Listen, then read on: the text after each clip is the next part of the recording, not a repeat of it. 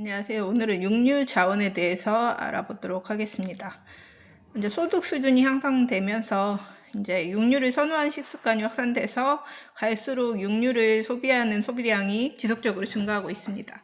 그리고 특히 소득 수준이 높은 국가가 더 1인당 육류 소비량이 많다는 것을 알고 있으면 되겠고요. 그럼 주요 가축. 주요 가축은 3대 주요 가축이 있는데 소, 양, 돼지가 있습니다. 사육, 두수, 사육하는 수, 그 다음에 그 사육하는 이 가축 중에서도 먹으려고 육류용으로 생산하는 양의 차이가 있는데요. 키우는 전체 사육 두수는 소가 제일 많아요. 그 다음에 양, 돼지인데 육류, 먹으려고 키우는 그 용도로서는 돼지, 소, 양 순이라고 기억을 하면 되겠습니다. 주요 육류 자원의 특징을 알아볼게요.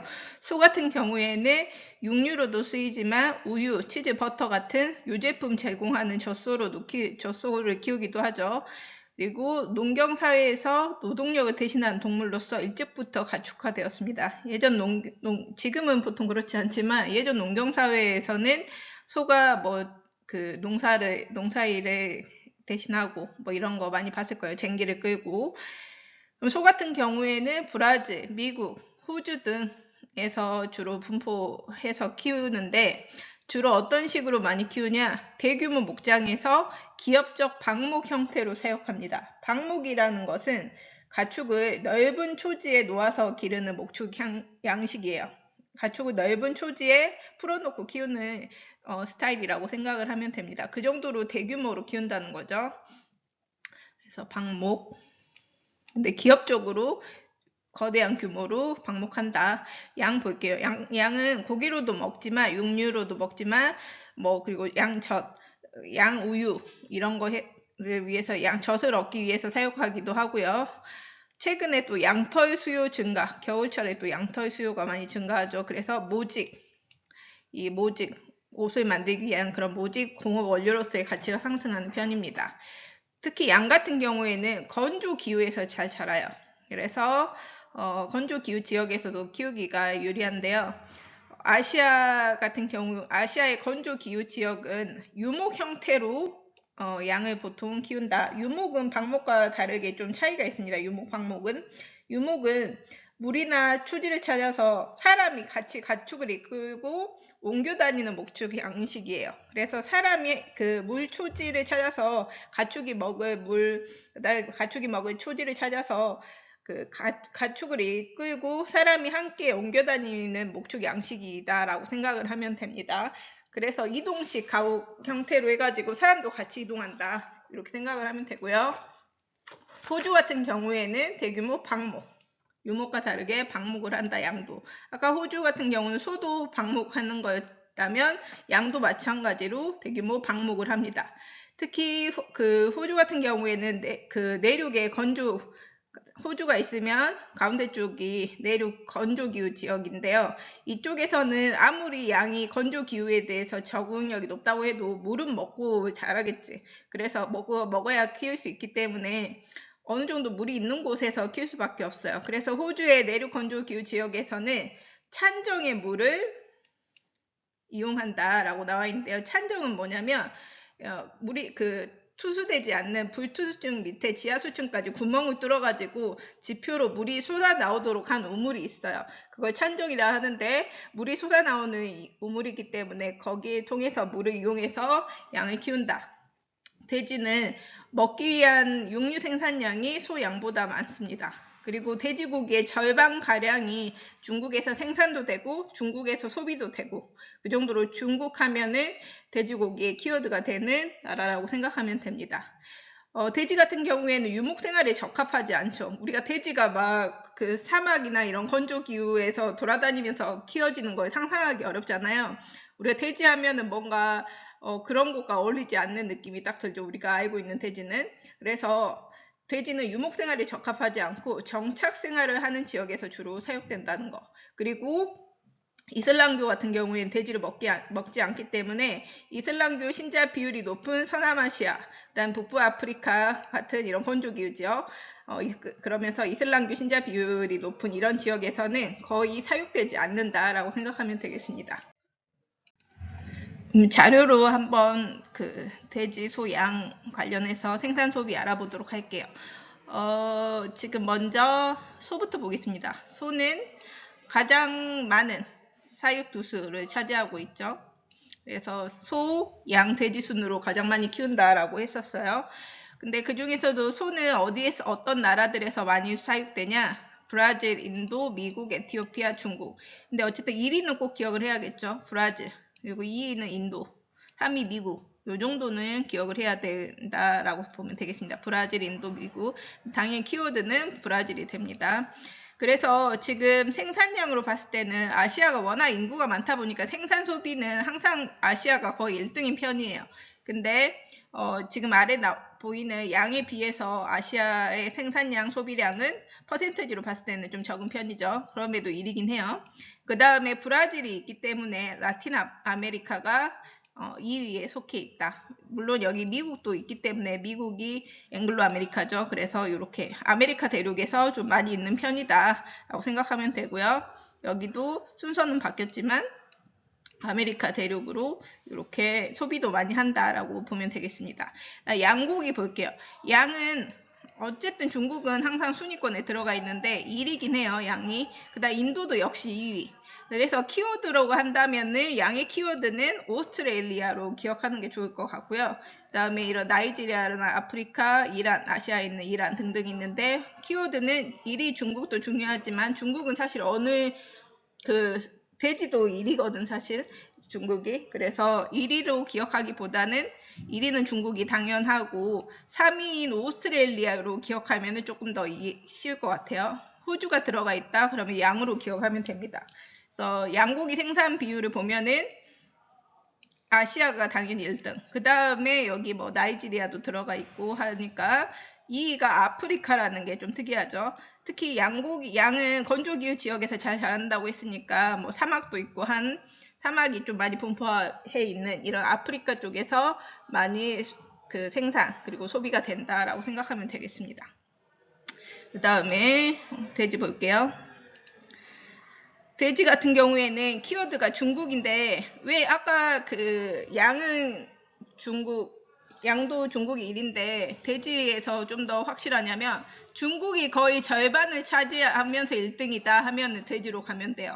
그게 아니고 셋 중에서 중국이 조금 차지하면서 1등이다 하면 양으로 가면 되고 돼지는 좀 쉬운 게 중국이 거의 절반을 차지하고 있으니까 거의 중국이 대다수 차지하고 있으면 돼지 이렇게 가면 되고요. 그 다음에 미국, 뭐 브라질, 에스파냐, 러시아. 브라질이 또 들어가 있긴 하지만 이번엔 3위가 되네요. 그래서 생산량으로 봤을 때 역시 1위가 아시아. 그 다음에 여기 뭐 에스파냐도 있고 해서 돼지고기가 지금 의외로 유럽이 생산 소비를 많이 해요. 그래서 우리가 마트에 가도 유럽산 돼지고기를 상당히 많이 볼 수 있습니다. 국산만 먹었다면 잘 모를 수도 있지만 국내산만 먹었다면 그 마트에 한번 갔을 때 그 수입 돼지고기 보면은 유럽산 그 돼지고기들이 상당히 많이 있어요. 그래서 한번 보면 좋을 것 같고요. 에스파냐 스페인이거든. 스페인산 상당히 많이 있습니다. 그 다음에 글로벌 경제와 공간적 불평등 여기에서는 하나만 다룰 거예요. 초국적 기업을 중심으로 한 글로벌 경제체제 형성 과정을 탐색할 수 있다. 이 파트만 다루겠습니다. 글로벌 경제체제는 어떻게 형성될까 하면서 초국적 기업이 나옵니다. 초국적 기업은 국적을 초월한 기업이라는 뜻인데 의미로서는 세계적으로 생산, 판매 활동을 하는 기업이다 라고 돼 있어요. 근데 쉽게 말하면 어떻게 기억하면 좋냐면 생산 공장이 해외에 있는 기업들은 초국적 기업이다 이렇게 생각하면 좀 쉬워요. 그래서 초국적 기업의 특징은 본사, 연구소, 생산 공장, 영업 지점 등이 한 나라에 있는 게 아니고 여러 나라에 흩어져 있는 게 좀 특징이긴 합니다.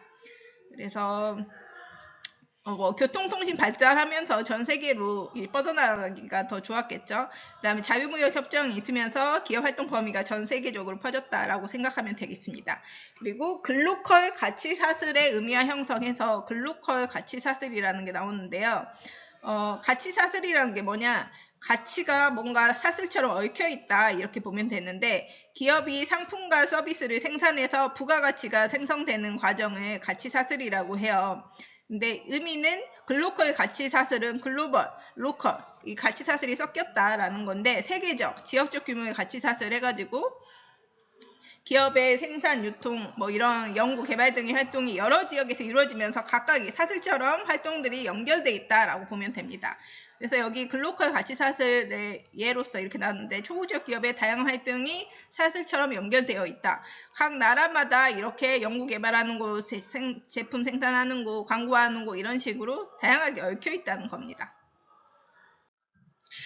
그러면 초국적 기업은 역시 국제적으로 분업해 있는데요. 기업 경영 효율성을 위해서 기획, 관리, 연구, 생산, 판매 기능 등을 서로 다른 지역, 다른 나라에 배치하는 분업 형태를 말합니다. 그래서 기능별 입지 특성을 보면은 본사랑 연구소는 어쨌든 핵심이 되는 그 기업의 핵심이잖아요. 그래서 기술 수준이 높고 우수 인력 확보 용이하며 자본이 풍부한 선진국의 대도시에 입지한다. 그래서 뭐 예를 들어 우리나라 삼성 같은 경우도 초국적 기업인데 본사, 연구소는 대부분 서울 쪽에 있다. 이렇게 생각하면 되겠죠. 그다음 생산 공장 그럼 어디냐? 두 가지 스타일로 나뉩니다. 첨단 기술이 필요한 제품 같은 경우에는 첨단 기술이 필요하다 보니까 경제발전 수준 높은 선진국에 주로 거기 공장이 있어요.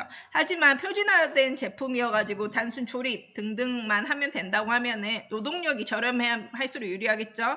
그래서 그런 공장들은 저렴한 노동력이 풍부한 개발도상국에 있어요. 그래서 지금 우리가 많이 입는 옷 같은 경우에 뭐 예를 들면 나이키, 뭐 아디다스 이런 것은 본사는 뭐 유럽, 미국에 있다고 하더라도 여기 옷 태그를 뒤집어 보면은 메이드 인 뭐 방글라데시, 메이드 인 뭐 차이나, 메이드 인 베트남 이런 식으로 돼 있죠.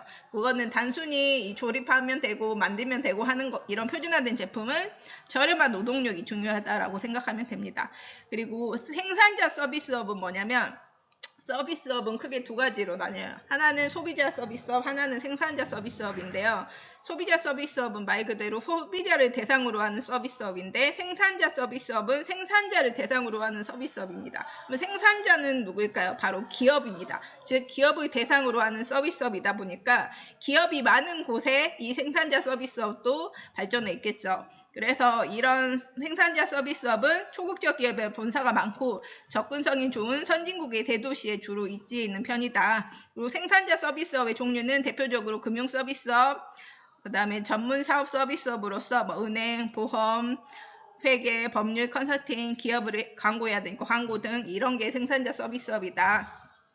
그 다음에 글로벌 경제체제 형성 과정을 보면 어떻게 글로벌적으로 세계적으로 경제체제가 형성되냐? 초국적 기업이 국제 분업을 하면서 곳곳에 이제 뭐 본사 있고 연구소 있고 생산공장 있고 하면서 글로벌 경제체제가 형성됐고 또 초국적 기업에서 일부 서비스 기능은 그 기업에서 하는 게 아니고 외부 기업에다가 외주를 줘요. 그거를 서비스 기능의 외부화라고 하는데 그래서 경제활동의 상호 의존성이 더 강화되기 시작했다. 그리고 특징은 글로벌 생산 네트워크 토대로 더 많은 가치를 창출하고 또 그렇게 서비스 기능을 초국적 기업이 외주로 줘가지고 다른 기업에서 예를 들어 삼성 제품의 일부를 부품의 일부를 다른 기업에서 이제 아래 하청을 줘가지고 주게 되면은 고용 창출도 되고 그러면서 경제 성장을 촉진할 수 있습니다. 여기까지 할게요.